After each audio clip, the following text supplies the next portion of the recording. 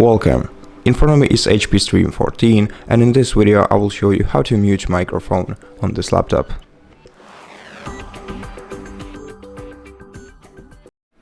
First, open the Start menu, then go to Settings, then in Settings select Bluetooth and Devices, open Devices section, now scroll down to the Sound section and open it.